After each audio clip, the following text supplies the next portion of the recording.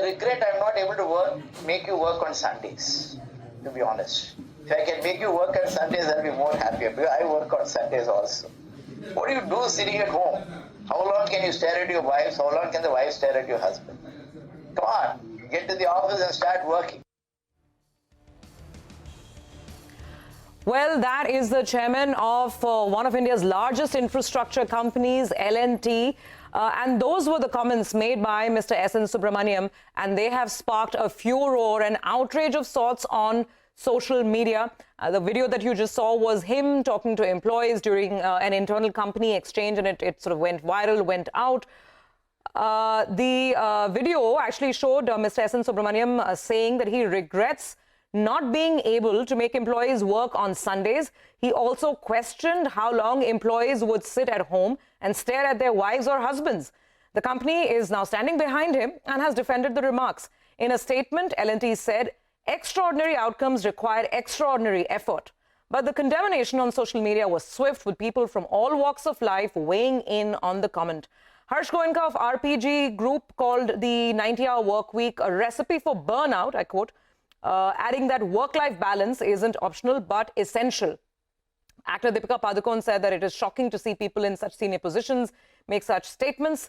The L&T chairman is not the first to spark a debate over work-life balance, but this issue has divided India Inc., especially at the higher echelons of power.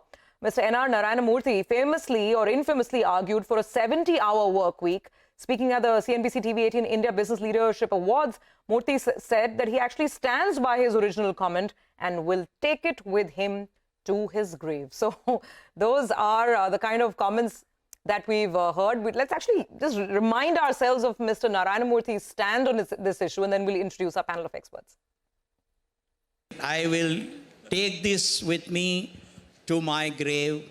I am very proud of having worked very hard. I used to go to the office at 6:20 in the morning and return at 8:30 in the evening. That was 14 hours and 10 minutes. And I worked 6.5 days till I retired. And I'm very proud of it. Therefore, I am not going to take it back. Now, Mr. Murthy and Mr. Subramaniam are not the only ones. Several other CEOs as well, including many young executives who are in charge of the so-called new age companies or internet-based businesses. They've also been arguing for a healthy work-life balance, but, more work perhaps than life. Ola's Bhavesh Agrawal does not believe in work-life balance. He even called weekends a Western concept. Kunal Shah, who runs the fintech firm Cred, said that no big achievement can come with work-life balance, unquote. And these are all quotes that I'm, by the way, reading out. This is not me paraphrasing anyone. So why are so many CEOs across corporate India arguing for a 70 to even a 90-hour work week? This at a time when studies are showing that a 4-day work week perhaps is working quite well in many other markets, including perhaps in Japan. It is making employees even more productive.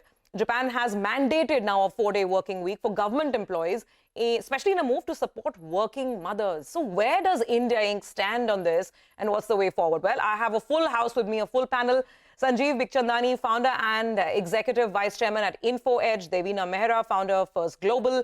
Piyush Pandey, chief advisor at Ogilvy Advertising. Also with us, Nilesh Shah, MD and CEO of Kotak Mahindra AMC, and Neeti Sharma, CEO of Team Leads Digital. Ladies and gentlemen, thank you very much for joining. And in our regular course of business, we talk to you about markets, about your companies, about your sectors and growth. But this is a very different discussion and a very, very important one at hand, because employees have lashed out on social media and they're asking, where is this really coming from? So let me take the opening thoughts from our panel first. Mr. Bikhchandani, if I could, start the discussion with you. Look, first of all, I think I saw the video. I think it was half in jest. 90 hours a week is about 7 days a week. It's about 12 and a half hours a day.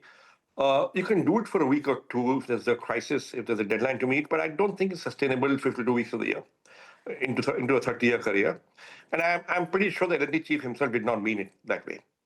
He's motivating his troops, motivating his employees, asking people to work harder to achieve outcomes. And that's par for the course. I mean, Piyush on the panel, he's spent a career in advertising. I started my career in advertising. I know the kind of working hours that there are in advertising, and believe me, they are much, much more than 40 hours a week. But you don't do it because you're forced to do it. You do it because you like your job. You do it because you love it. You do it because that is what is required. Devina started life in Citibank, and she's an investor.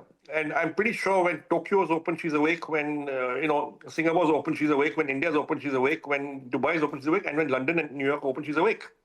So I'm not sure where this is coming from, but I would not be outraged. I would, say, yeah, fine. It's part of life. It's fine. It's part of life. In a bit, we'll actually throw to a soundbite, because I was just speaking with Mr. Rajiv Bajaj on the matter, and he took a far more sort of human approach to it, and very, very different view to what Mr. Murthy and what Mr. Subramaniam have expressed. But let's ask Devina. Devina, like Sanjeev is saying, you track markets pretty much around the world. You interact with investors. But is it that difficult to switch off? Do professions like finance, and of course media, we know how media works, Piyush, with advertising.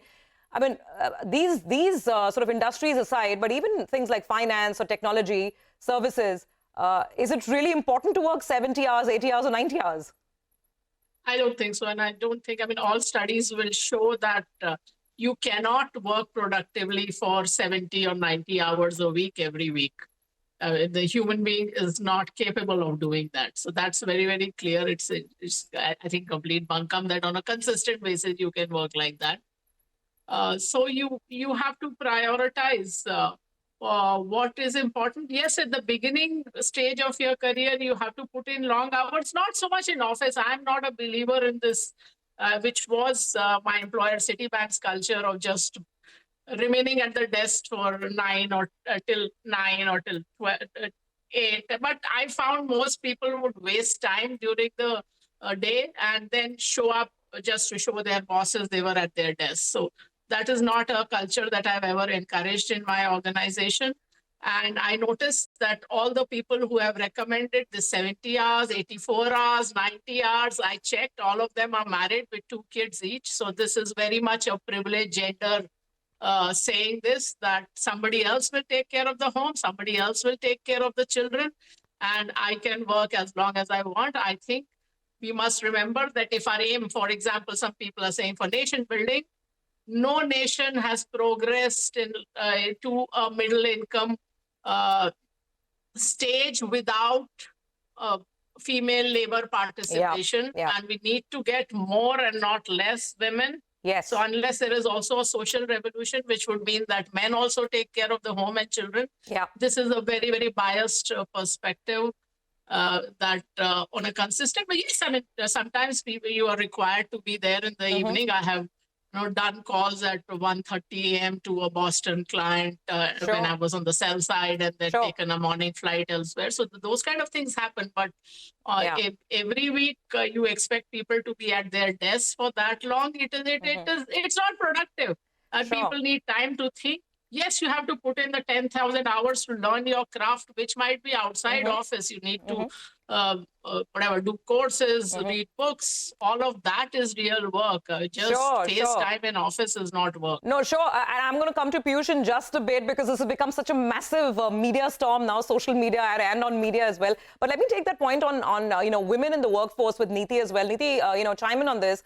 At a time when we're talking about it, letting women break the glass ceiling and generally more women in the workforce, prescribing and mandating sitting at your desk for X, Y, or Z number of hours, is that going to help the cause at all, or will it sort of drive women away? Because a lot of people, especially if we talk about sort of the employees at the lower rung or the middle rung, may not be as privileged as top leaders who have help at hand, who can get their children dropped to school, or who can have someone cook their meals. Absolutely. And I think this is going to be detrimental for bringing in more and more women into the workforce participation, right? Purely while you say privilege, but we also know that the primary caregiver in any family in India today is still women. So that's not changing anytime soon. It probably may change a little bit in the urban cities. But in tier 2, tier 3 cities, it's definitely not changing. So even if we have help at home, the primary responsibility resides with the women. And if we expect a man and a male or a female colleagues to sit and spend 90 hours, clearly the female colleague will not be able to spend that much time, and it will actually work in the negative for her. So yeah, so it's not practical for any gender, leave alone women. But if there's a comparison, women clearly will be left out a lot more than what it is right now. Incidentally, we are only at about 22-23% women participation in the workforce. In the IT sector, which is so-called the knowledge sector, and we have more flexibility and a hybrid form of learning, with still about 36-37% participation. So I think we have a long way to go, and some policies will clearly, leave a lot more women behind. And like Devina said, I don't think we can progress a lot more without having equal participation from the gender that has that much of population in the country. Okay, Piyush, let me come to you now. I think a lot of people were very surprised by the company response. Many would have imagined that the company will quickly, get into damage control mode and say that, perhaps this was taken a little out of context. But that's not what the L&T statement seems to indicate. They have firmly stood behind the chairman, saying that for nation building, this is really needed. What do you make of the big debate that's raging out there? I think with a view like this from the chairman of a company, first thing they should do is to change the name to lynch and torment. That would be a better thing for them to start with, because this is a lynch and torment thinking. To my mind, the quality of work is not number of hours. It's not work-life balance. It's heart and mind balance. And if you have to appeal to the heart and minds of people to get the best work out of them, it's not because of number of hours. I'm sorry, it is completely incorrect. And if I am in advertising, yes, I can have weird hours. That doesn't mean that I work for 90 hours a week. There will be moments when all of us need to get into the thing and do something, as somebody else said earlier, we do it. But this is savage thinking. I think lynch and torment is a better name. Get back to reality. There are countries saying if the person is in a better state of mind, you get better work out. So it's a no-no for me. And the ladies out here, they're thinking I completely support it. And will you stare at your wives? Are you mad? What kind of a thing is that? I think you'll get into a situation like China where you are looking for kids. If you think of Chinese thinking. So get on with it, get best work out. Nation is built on good people, hard-working people, but not slaves.